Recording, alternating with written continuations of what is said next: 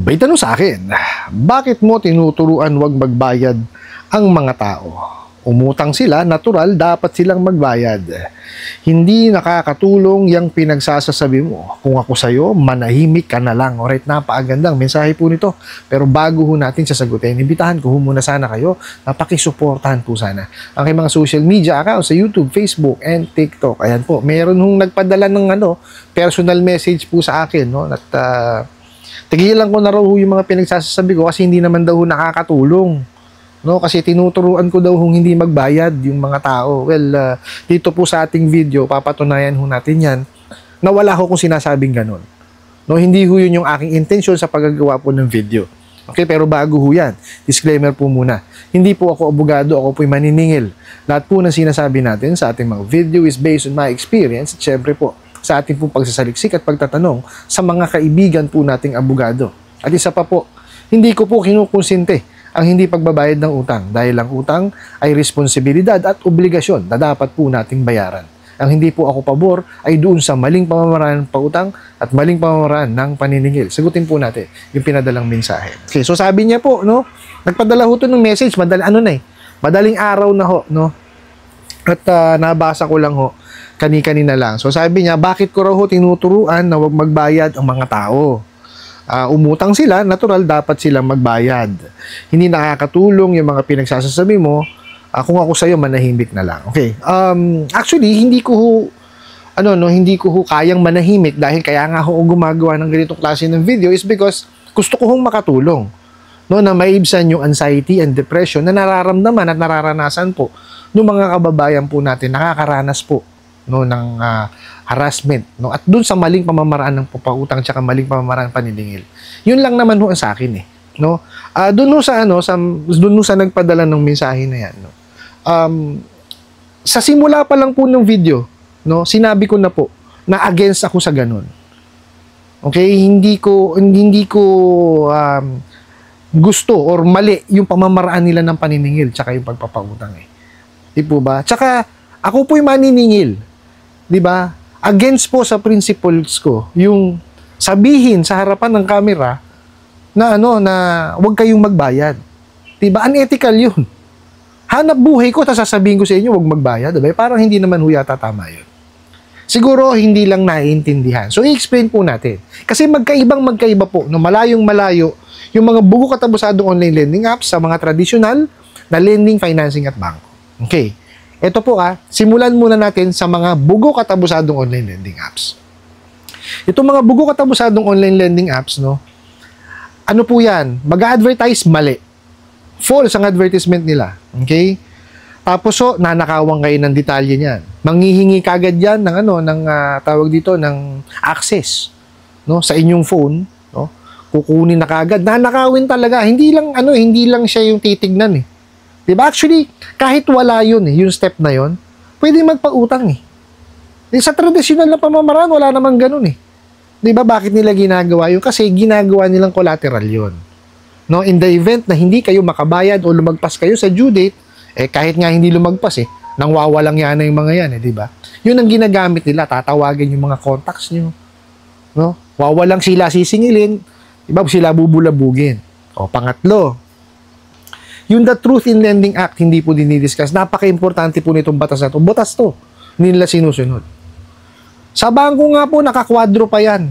Makikita nyo nakapaskil sa bangko. Tapos sila ni sabihin hindi. Kasi importante yung malaman. No, nung nanghihiram, kung magkano yung na-approve sa kanya. Diba? Magkano yung interest? Magkano yung processing fee? Diba? Magkano yung amortization? Magkano tapos yung penalty, kailan nang magiging due date, gaano kahaba ba? Dapat alam niya yun Pinag-aagrihan dapat yan. 'Di ba? Napakalinaw dun sa batas na yon sa The Truth in Lending Act na dapat fully disclosed. Alam ng kliyente yung kanyang responsibilidad. Dapat yan kasi lending kayo, may pinipirmahang kontrata. 'Di ba? Pag sinabi yung pirma, tatlong klase ho yan. Dahil dahil sa digital age na tayo, di ba, nandiyan ang internet, meron tayong electronic tsaka digital. Tinatanggap na ho yan dahil may e-commerce na tayo. Tapos, yung usual na physical signing. So, tatlo na ho yun, di ba? Tapos, yung tawag dito, yung ceiling on interest rate. Pag 10,000 pababa, hindi sinusunod. O, nakita nyo kawalang yan yung mga yan. May na, 15% per month. Yun po ang maximum. Kabuuan ho yun, ha. Effective interest rate yun. O, tapos additional 5% po pagka lumagpas ng isang buwan. Hindi sinusunod. O, tapos, yung prohibition on unfair debt collection practices, hindi sinusunod. Diba? Kasi itong mga bugo katabusadong online lending apps, abusado. Diba? Hindi marunong maningil. Ngayon, ang pinagkaiba ho kasi nila sa tradisyonal na pamamaraan ng papautang, sinusunod ho lahat yun. Ini-explain. Diba? Unang-una, hindi mga access ng telepono niya yung mga yan. Manghihingi sila. Okay? Tapos, syempre, tatawagan yung binigay yung contact reference kung kakilala ba talaga kayo. Aalamin talaga nila yun. Nag-CCI ang mga yan, nagbe-verify at gumagawa ng evaluation. Inaalam ho kasi kung may kakayanan kayong magbayad o kaya nyo na yung obligasyon. Mahirap po kasi yung manghihiram tayo, di ba? Hindi pa naman pala natin kaya. Kagaya itong mga bugo katabusadong online lending apps na to, magbibigay, walang trabaho. Estudyante, ano yung ibabayad nun? Di ba? Inilulubog lang sa kumunoy. Diba? Naiintindihan ko ho kasi yung nararamdaman ng iba nating mga kababayan na gipit. Kaya sila nanghihiram. Susubok at susubok yan. Diba? Itong mga bugo katabusadong online lending apps na to, hindi ginagawa yung parte nila. Kasi responsibilidad nila na alamin kung kaya nyo nang magbayad. Dahil po ang pangungutang, hindi po yan privilege. Okay? Kaya nga may credit investigation, verification, tsaka evaluation. Di po ba? Kasi kung hindi dadaan doon, ay lahat ho ng tao talagang manghihiram, a-approvean, ay wala ho, magkakaloko-loko ho ang negosyong pagpapautang. Yan ho ang ginagawa nitong mga bugo katabusadong online lending apps na to. Bakit? Kasi po, galing na po sa PAOK, ha, na ang mga abusadong online lending apps is connected po sa Pogo. Ano ho ba ang Pogo? Di ba illegal? O ano ginagawa dun sa pera? Dinililinis lamang po, di ba? Ganun lamang po kadali yun eh. O, galing naman na po sa PAOK yun. So, ikukonekta nyo lang naman. Diba? Yung illegal na pera, marumi yun eh. O, so lilinisin, diba? Kaya ang ginagawa niyan mga yan, pautang na paluko. Bigay lang ng bigay kung kani-kanino. Diba? Kasi inuhugasan nga lang yung pera eh. Nakita nyo kawalang yaan yung mga yan? Mariosep. Kaya wag niyo ang sa akin ha, wag niyo silang paniniwalaan. No? Pag sinabi ko wag paniniwalaan is, wag nyo silang tangkilikin. Kaya kung ako ginagawa itong ganitong klase ng video para awareness. No? Na hindi na kayo magaya sa iba nating mga kababayan. Diba marami na hong nalubog sa utang dahil sa tapal system na yan. Marami na hong nagbuwis ng buhay dahil nga sa anxiety tsaka depression. Di po ba? Yan ho, ang laki ho ng agwat ng pagkakaiba ng traditional na lending, financing, tsaka bangko dito sa mga bugo katabusadong online lending apps eh. Hindi ko ho nilalahat ng OLA or mga online lending platforms na abusado. May mga matitino po dyan. Okay, kung gusto nyo malaman kung sino yung matitino, subaybayan nyo po sila Ate Red, sila Ka Johnny, si Janitor, si Pat Quinto, tsaka si Mami Yam. Yan, sila po, ginagawa nilang guinea pig yung sarili nila. Sila po mismo ang nagtatry nung mga apps. Sila nanghihiram para malaman po nung kanilang mga taga-subaybay kung legitimate ba o kung okay ba yung uutangan yung OLA. Sila po ang subaybayan nyo. Kasi ako, hindi nyo ako mariringgan sa bibig ko niyan. Dahil ho ako, naghahanap buhay ako sa lending. Involved ako sa paniningil eh. Diba? Magiging unethical on my part pagka ako po, sinabi ko yung OLA, diba? So, hindi ho tama eh. Ayoko hong, kumbaga, makasagasa. Diba? Ituturo ko sa inyo kung ano yung gagawin nyo. Diba? Kung kayo winawalang niya. Pero, hindi lalabas sa bibig ko kung sino yan, kung ano yan, diba? Ayoko hong makasiya. Baka mamaya sabihin kasi, para lang sumikat, diba? Gagamitin ko sila. Nagtatrabaho rin naman din sa pautangan. Diba? Ayoko ho nung ganun. Diba, sasabihin ko sa inyo mga batas na nakakasakop po dyan, mga memorandums, diba? Magbibigay ako ng advice, pero yung sabihin, yung pangalan ng lending, hindi ko sasabihin yan. Okay po, sana lang po nagkakaintindihan. Now, dun po sa sinabi nga na tinuturuan ko, hindi ko ho tinuturuan. Okay, kaya ho sinasabi ko, no, na kung ayaw makaranas ng anxiety depression, huwag sagutin. Kasi nga inaabuso winawalang niya Ano pa gagawin? Di ba? Ikaw ba? Tama ba na na walang yain mo? Yes, nandun na ako nangutang. Dapat talagang magbayad. Pero walang karapatan na kahit na sino man tao o kumpanya ang walang yain, yung nakahiram. Maraming pamamaraan po ng paniningil. Pero yung wawalang yain mo, ihaharas mo, kung sino-sinong tao idadamay mo, yun ang hindi tama. 'Di ba? Kaya nga sinasabi ko, 'di ba? Pagtuunan ng bansin yung trabaho. Pag-ipunan, tsaka bayaran. Asan ang sinabi kong magbayaran doon? 'Di ba?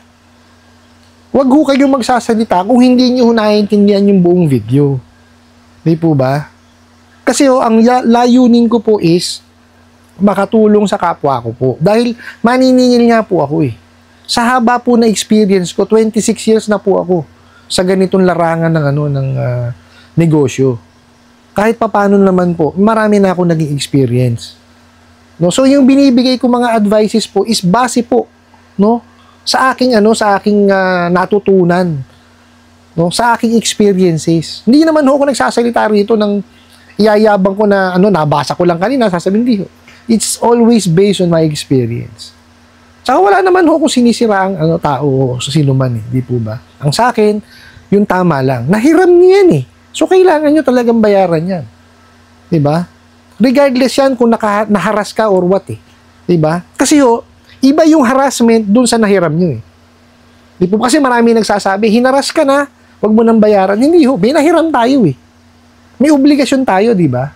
So bayaran natin yun. Now, yung sa harassment, mag-complain tayo doon sa mga agencies sa gobyerno na nakakasakop doon sa pagpapautang. Kagaya po ng SEC, NPC, di po ba, BSP, sa PAOK, sa PNP, sa NBI, sa DOJ. So ang dami sa ngayon ng gobyerno na po pwede niyong puntahan Iba kasi yung nahiram doon sa harassment. Kasi itong mga bugo katabusadong online lending apps na to, wala ibang gagawin niya kundi walang yain kayo. Kasi hindi marunong maningil yung mga yan.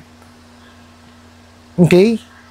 Ang turo sa kanila ng mga amo nila, walang yain yung mga kliyente. Which is, yun yung sinasabi ko na, kung kayo, hindi nyo kaya o hindi nyo matik yung mga ganong klase ng salita, di, huwag nyo pansinin.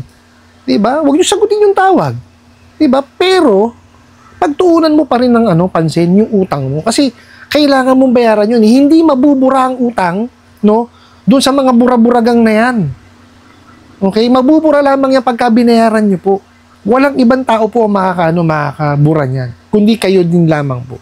Pag binayaran niya, matatanggal niya. Kasi mahirap po, meron tayong CIC, may NFIS. So, pagka yung pautangan na yun is miyembro nun, definitely yun lalabas Diba? Makikita po ng ibang miyembro na CIC tsaka ng NFIS na meron kayong hindi nabayaran. Di po ba?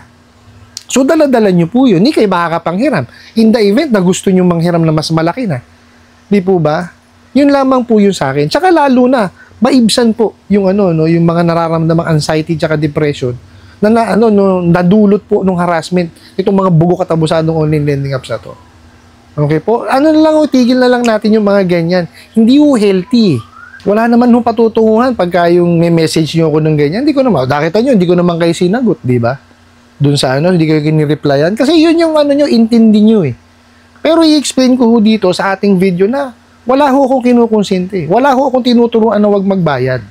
Di po ba? Kung sa tingin nyo po, hindi ako nakakatulong or hindi maganda yung sinasabi ko dito sa aking mga video, well, wag nyo pong panuorin. Okay po? Kanya-kanya po ng niche tayo Ito po yung sa akin. No, meron pong meron po ako mga taong natutulungan. Actually, natutuwa po ako doon sa mga nagko-comment na nagpapasalamat po sila na unti-unti nakakabayad na po sila. No, tuloy nyo lamang po 'yun, no. Kumbaga, kasi ang diyan, ang kasagutan diyan is nandiyan 'Di ba? Nag-pass due na kayo, delinquente na kayo. So, wala na kayo ibang pupuntahan 'Diba? So pag-ipunan nyo, bayaran nyo kaysa yung intindihin niyo yung pinagsasabi sa inyo na tawag, mensahe, 'di ba? Isang tabi niyo 'yun. Pagtuunan niyo ng pansin kung ano yung kaya niyo kontrolin, 'di ba? So, doon kayo pag-ipunan niyo siya, saka niyo bayaran, tabi niyo ho yung proof of payment. 'Yun lamang naman po eh. 'Di po ba? Huwag niyo hong hayaan na may ibang tao na kumontrol po sa isipan po ninyo. Ano po? I hope nasagot ko po itong katanungan na to at sana po'y makatulong. Maraming salamat po sa inyong walang sawang pagsuporta at panonood sa aking mga video. Maraming salamat po sa inyong pag-like, pag-share, pag-comment at pagtatanong. And kunin ko na rin po itong opportunity na to na imbitahan po sana kayo na pakisuportahan po sana ang aking mga social media accounts sa YouTube, Facebook, and TikTok. Hanggang sa muli po. Yun lang.